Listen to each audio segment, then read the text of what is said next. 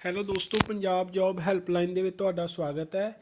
ਔਰ ਦੋਸਤੋ, ਤੁਹਾਡੇ ਲਈ ਖੁਸ਼ਖਬਰੀ ਹੈ ਕਿ ਭਾਰਤੀ ਰੇਲਵੇ ਦੇ ਵਿੱਚ ਗਰੁੱਪ ਡੀ ਦੇ ਵਿੱਚ ਪੋਸਟਾਂ ਨਿਕਲੀਆਂ ਨੇ ਅਤੇ ਇਹਨਾਂ ਪੋਸਟਾਂ ਦੀ ਜੋ ਗਿਣਤੀ ਹੈ ਉਹ 1,03,769 ਆ। ਅਤੇ ਦੋਸਤੋ, ਜੇਕਰ ਤੁਸੀਂ ਇਸ ਦੇ ਬਾਰੇ ਡਿਟੇਲ ਦੇ ਵਿੱਚ ਜਾਣਕਾਰੀ ਚਾਹੁੰਦੇ ਹੋ ਤਾਂ ਵੀਡੀਓ ਨੂੰ ਐਂਡ ਤੱਕ ਦੇਖੋ। ਅਤੇ ਜੇਕਰ ਤੁਸੀਂ ਹੋਰ ਆਉਣ ਵਾਲੀਆਂ ਨਵੀਆਂ ਜੋਬਸ ਦੀ ਜਾਣਕਾਰੀ ਚਾਹੁੰਦੇ ਹੋ ਤਾਂ ਪਲੀਜ਼ ਸਾਡੇ ਚੈਨਲ ਨੂੰ ਸਬਸਕ੍ਰਾਈਬ ਕਰੋ ਔਰ ਬੈਲ ਆਈਕਨ ਪ੍ਰੈਸ ਕਰੋ।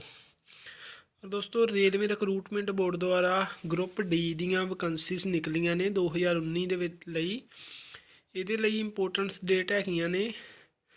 ਸਟਾਰਟਿੰਗ ਡੇਟ ਹੈਗੀ ਆ ਔਨਲਾਈਨ ਅਪਲਾਈ ਕਰਨ ਦੀ 12 ਮਾਰਚ 2019 ਅਤੇ ਲਾਸਟ ਡੇਟ ਹੈਗੀ ਆ ਅਪਲਾਈ ਕਰਨ ਦੇ ਲਈ 12 ਅਪ੍ਰੈਲ 2019। ਇਸੇ ਤਰ੍ਹਾਂ ਦੋਸਤੋ, ਔਨਲਾਈਨ ਫੀਸ ਅਪਲਾਈ ਕਰਨ ਦੀ ਲਾਸਟ ਡੇਟ 23 ਅਪ੍ਰੈਲ 2019 ਹੈ ਅਤੇ ਆਫਲਾਈਨ ਫੀਸ ਪੇ ਕਰਨ ਦੀ ਜੋ ਡੇਟ ਹੈ 18 ਅਪ੍ਰੈਲ 2019 ਹੈ। ਅਤੇ ਜੋ ਫਾਈਨਲ ਐਪਲੀਕੇਸ਼ਨ ਤੁਸੀਂ ਔਨਲਾਈਨ ਅਪਲਾਈ ਕਰਨੀ ਉਹਨੂੰ ਸਬਮਿਟ ਕਰਨ ਦੀ ਲਾਸਟ ਡੇਟ ਹੈਗੀ ਹੈ 26/4/2019। ਅਤੇ ਦੋਸਤੋ, ਜੋ ਕੰਪਿਊਟਰ ਬੇਸਡ ਟੈਸਟ ਹੋਵੇਗਾ ਇਹਨਾਂ ਪੋਸਟਾਂ ਦੇ ਲਈ ਉਹ ਸਤੰਬਰ-ਅਕਤੂਬਰ 2019 ਦੇ ਵਿੱਚ ਹੋਵੇਗਾ। ਅਤੇ ਇਹਨਾਂ ਪੋਸਟਾਂ ਦੇ ਲਈ ਜੋ ਏਜ ਲਿਮਿਟ ਆ ਉਹ 18 ਤੋਂ 33 ਸਾਲ ਏਜ ਹੋਣੀ ਚਾਹੀਦੀ ਹੈ। ਅਤੇ ਇਹਦੇ ਵਿੱਚ ਏਜ ਰਿਲੈਕਸੇਸ਼ਨ ਜਿਹੜਾ SC ST OBC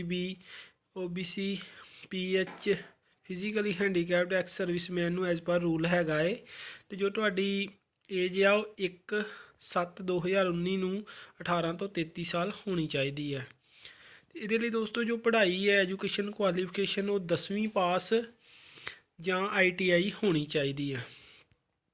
ਇਸੇ ਤਰ੍ਹਾਂ ਵੈਕੰਸੀਜ਼ ਦੀ ਡਿਟੇਲ ਆ। ਰੇਲਵੇ ਦੇ ਟੋਟਲ 16 ਰੀਜਨ ਆ ਅਤੇ ਉਹਨਾਂ ਦੇ ਵਿੱਚ ਜਿੱਦਾਂ ਸੈਂਟਰਲ ਰੇਲਵੇ ਇਹਦੇ ਵਿੱਚ ਟੋਟਲ ਪੋਸਟਾਂ ਹੈਗੀਆਂ 9345। Eastern central railway 3563। ਇਸੇ ਤਰ੍ਹਾਂ ਦੋਸਤੋ ਹੈਗਾ ਏ northern railway DMW and RCF। ਇਹਦੀਆਂ ਟੋਟਲ ਪੋਸਟਾਂ 13,153 ਪੋਸਟਾਂ ਨੇ ਅਤੇ ਟੋਟਲ ਪੋਸਟਾਂ ਜੋ ਹੈਗੀਆਂ ਇਹ ਰੇਲਵੇ ਦੀਆਂ 1,03,769 ਨੇ। ਅਤੇ ਦੋਸਤੋ, ਇਹਨਾਂ ਪੋਸਟਾਂ ਦੇ ਵਿੱਚ ਜੋ SC ST OBC ਨੇ ਅਤੇ ਹੋਰ ਜਿਹੜੇ ਰਿਲੈਕਸੇਸ਼ਨ ਹੈਗੀਆਂ ਨੇ ਉਹਨਾਂ ਦੇ ਲਈ ਰਿਜ਼ਰਵੇਸ਼ਨ ਦੇ ਲਈ ਜਿਹੜੀਆਂ ਟੋਟਲ ਪੋਸਟਾਂ ਨੇ ਉਹ ਹੈਗੀਆਂ ਨੇ 56,504 ਪੋਸਟਾਂ ਰਿਜ਼ਰਵ ਹੈਗੀਆਂ ਨੇ। ਅਤੇ ਜੋ ਇਹ ਪੋਸਟਾਂ ਨੇ ਇਹਨਾਂ ਦੇ ਵਿੱਚ 3 ਤਰ੍ਹਾਂ ਦੀਆਂ ਪੋਸਟਾਂ ਨੇ: assistant pointsman, assistant bridge, track maintainer grade 4। ਅਤੇ ਇਸੇ ਤਰ੍ਹਾਂ ਦੋਸਤੋ, ਇਹਨਾਂ ਦੀ ਜੋ ਐਪਲੀਕੇਸ਼ਨ ਫੀਸ ਆ ਉਹ 500 ਰੁਪਏ ਆ ਜਨਰਲ ਕੈਟਾਗਰੀ ਲਈ। SC ST ਲਈ ਹੈਗੀ ਆ 250 ਰੁਪਏ। ਅਤੇ ਪੇਮੈਂਟ ਤੁਸੀਂ ਔਨਲਾਈਨ ਅਤੇ ਆਫਲਾਈਨ ਕਰ ਸਕਦੇ ਹੋ ਜਾਂ ਚਲਾਨ ਦੇ ਥਰੂ ਕਰ ਸਕਦੇ ਹੋ। ਰਿਕਰੂਟਮੈਂਟ ਦਾ ਜੋ ਪ੍ਰੋਸੈਸ ਆ ਉਹਦੇ ਲਈ ਤੁਹਾਡਾ ਕੰਪਿਊਟਰ ਬੇਸਡ ਟੈਸਟ ਹੋਵੇਗਾ। ਉਸ ਤੋਂ ਬਾਅਦ ਫਿਜ਼ੀਕਲੀ ਐਫੀਸ਼ੀਐਂਸੀ ਟੈਸਟ ਹੋਵੇਗਾ, ਡਾਕੂਮੈਂਟ ਵੈਰੀਫਿਕੇਸ਼ਨ ਹੋਵੇਗੀ ਐਂਡ ਅਤੇ ਮੈਡੀਕਲ ਐਗਜ਼ਾਮ ਹੋਵੇਗਾ। ਦੋਸਤੋ, ਜੋ ਤੁਹਾਡਾ ਟੈਸਟ ਹੋਵੇਗਾ ਉਹ 90 ਮਿੰਟ ਦਾ ਟੈਸਟ ਹੋਵੇਗਾ।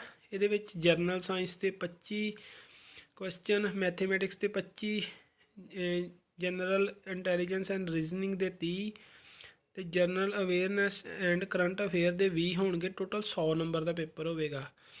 ਦੋਸਤੋ, ਇਹ ਅਪਲਾਈ ਕਰਨ ਦੇ ਲਈ ਤੁਸੀਂ ਅਫੀਸ਼ੀਅਲ ਵੈਬਸਾਈਟ ਜੋ ਹੈ www.indianrailway.government.in 'ਤੇ ਅਪਲਾਈ ਕਰ ਸਕਦੇ ਹੋ। ਅਤੇ ਇੱਕ ਹੋਰ ਲਿੰਕ ਹੈ ਅਪਲਾਈ ਔਨਲਾਈਨ ਕਰਨ ਦੇ ਲਈ।